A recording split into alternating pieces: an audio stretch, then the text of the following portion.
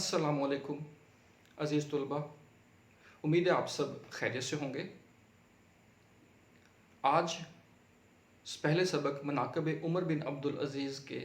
तीसरे पैराग्राफ की रीडिंग के लिए मैं आप सबके सामने हाजिर हूँ। उम्मीद है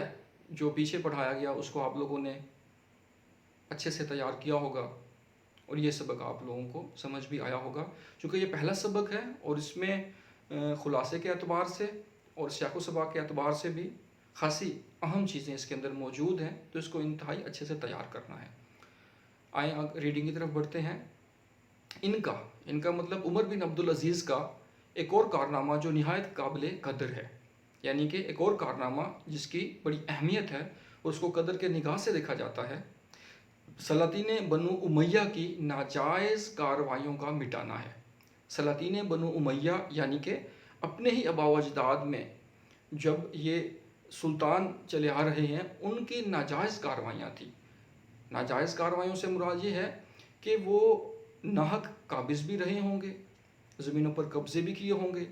हक़ का बोलबाला भी नहीं रहा होगा, इस्तिसाल किया होगा, लिहाजा महरूमियों ने जन्म लिया और लोग उनके दौर में दब कर रहे। तो उमर बिन अब्दुल अज़ीज़ ने ये किया कि माजी के अंदर उनके ख़ानदान, उनके बावजदाद की तरफ से जो भी नाजायज़ कार्रवाइयाँ ठहरी थी उन सब का आहिस्ता आहिस्ता उन्होंने ख़ात्मा किया। सलातीन बनु उमैया ने मुल्क का बड़ा हिस्सा जो ज़मींदारी की हैसियत से रियाया के कब्ज़े में था अपने ख़ानदान के मेंबरों को जागीर में दे दिया था, यानी कि दूसरों की ज़मीनें थीं जो आबाद ज़रख़ेज़ ज़मीनें थीं, वो सलातीन बनु उमैया के सुल्तानों ने अपने ख़ानदान के लोगों को जागीर के तौर पर एक वसी व रीज़ ज़मीन जो है वो जागीर के तौर पर अपने ही ख़ानदान में तकसीम कर दी थी। जिस तरह सलातीन तैमूरिया के ज़माने में बड़े बड़े सूबे शहज़ादों की जागीर में दे दिए जाते थे, जिस तरह सलातीन तैमूरिया या तैमूरिया सल्तनत हम कहें, अमीर तैमूरी से मुराद है जो चंगेज़ खान की लड़ी में से है, और इसकी आगे चंद पुश्तों के बाद जो मुगलिया सल्तनत जिसे हम कहते हैं ज़हीरुद्दीन बाबर से चली, वो इस खित्ता हिंदुस्तान पर उनकी 7-8 पुश्तों तक हुकूमतें रहीं। तो ये सल्तनत जो अमीर तैमूर है ये उसी लड़ी से चला आ रहा है और तुर्क कबीले बरलास से इसका ताल्लुक़ था। तो सलातीन तैमूरिया के अंदर भी यही रविश, यही रिवाज कायम था कि वो भी ज़मीनों पर कब्ज़ा करने के बाद अपने ही शहज़ादों को, अपनों को ही वो जागीर नवाज देते और जो उसका हकदार होता उन तक जो है वो उनका इस्तिसाल हो जाता और वो ज़मीनों से महरूम हो जाते। और यही रविश अपनाए सलातीन बनु उमैया के लोगों ने भी। उमर बिन अब्दुल अज़ीज़ तख्त खिलाफत पर बैठे तो सबसे पहले इनको इसका ख्याल हुआ, लेकिन ऐसा करना तमाम ख़ानदान खिलाफत को दुश्मन बना लेना था, ताहम उन्होंने इसकी कुछ परवाह न की। यानी कि जब उमर बिन अब्दुल अज़ीज़ खिलाफत पर तशरीफ़ फरमा हुए तो सबसे पहले उनके जहन में यही चीज़ उभरी कि अगर अदल और इंसाफ के निज़ाम को राइज करना है तो सबसे पहले लोगों के दिलों से उन महरूमियों को मिटाना होगा, उनके जहन से उस खौफ को निकालना होगा जो उनके ख़ानदान की तरफ से लोगों के अंदर बैठा हुआ था। वो खौफ कि अमीर और गरीब के एवज़ सब कुछ मिटता हुआ नज़र आ रहा था, क्योंकि नाजायज़ ज़मीनों पर काबिज़ हो चुके थे। तो इस तरह उमर बिन अब्दुल अज़ीज़ की पहली तरजीह यही ठहरी कि ख़ानदान अगर दुश्मन बनता है तो यकीनन बन जाए, मैं हक़ और इंसाफ के रास्ते से पीछे नहीं हटूँगा। और यही वो तकाज़ा था जो फ़ारूक़ी खून से किया जा सकता है, और यही कुछ उन्होंने किया। तमाम तर मुखालफत, तमाम तर दुश्मनी ख़ानदान की तरफ से, लोगों की तरफ से बलाए ताक रखते हुए उमर बिन अब्दुल अज़ीज़ ने बिलाखिर इंसाफ का बोलबाला किया, और यकीनन इंसाफ के तकाज़ों को पूरा करने से ही एक खलीफा वक्त जो है वो ऐन शरीयत के तकाज़ों को पूरा करता है। अव्वल जब उन्होंने ये इरादा किया तो तमाम ख़ानदान ने उमर को, जो उमर बिन अब्दुल अज़ीज़ की फूफी थीं, सफ़ीर मुकर्रर करके भेजा। सफ़ीर नुमाइंदे के तौर पर भेजा, कासिद के तौर पर भेजा, अमन का पैगाम ले जाने वाले के तौर पर भेजा, और उन्होंने पैगाम रसां का काम किया कि उन्होंने हज़रत उमर बिन अब्दुल अज़ीज़ के पास जाकर कहा कि तमाम ख़ानदान बरहम है, اور مجھ کو ڈر ہے کہ عام بغاوت نہ ہو جائے اور لوگ ہنگامہ نہ کر دیں۔ عمر نے جا کر یقیناً کچھ تشویش ان کے سامنے پیش کی کہ لوگوں کے اندر اور خاندان کے اندر یہ خوف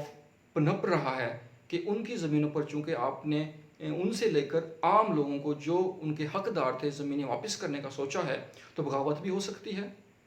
ہنگامے بھی ہو سکتے ہیں، خون ریزی بھی ہو سکتی ہے، لہٰذا اس ریشہ دوانی سے بچنے کے لیے کوئی سبیل نکالنی چاہیے۔ تو عمر بن عبدالعزیز نے کہا، میں قیامت کے سوا اور کسی دن سے نہیں ڈرتا۔ وہ مایوس ہو کر چلی آئیں۔ یقیناً عمر بن عبدالعزیز جس طرح خلافت کو آگے بڑھا رہے تھے تو وہ خوف خدا کے سائے تلے تھے،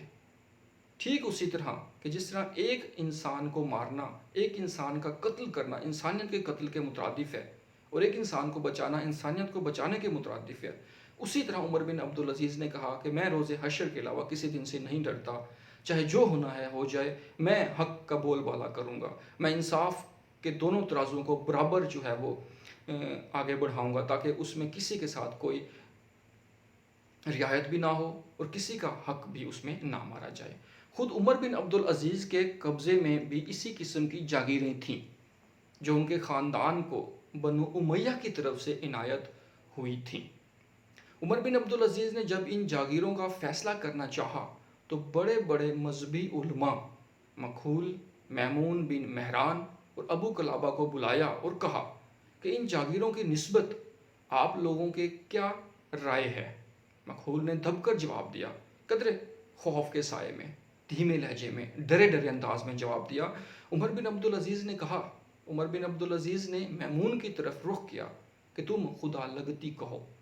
خدا لگتی کہو، حق کی بات کرو، انصاف کی بات کرو، کہ وہ بات کرو جس سے حق اور انصاف کا بول بالا رہے، علم بلند ہو۔ انہوں نے کہا، اپنے صاحبزادے عبد الملک کو بلا لیجئے۔ وہ آئے تو عمر بن عبدالعزیز نے کہا، کیوں عبد الملک، اس معاملے میں تمہاری کیا رائے ہے؟ انہوں نے کہا، سب واپس کر دینی چاہیے، ورنہ آپ کا شمار بھی ان ظالموں اور غاصبوں میں ہوگا۔ عمر بن عبدالعزیز کے بیٹے نے بھی عین اسی روش کو اپنایا، اسی انصاف کے تقاضوں کو پورا کیا،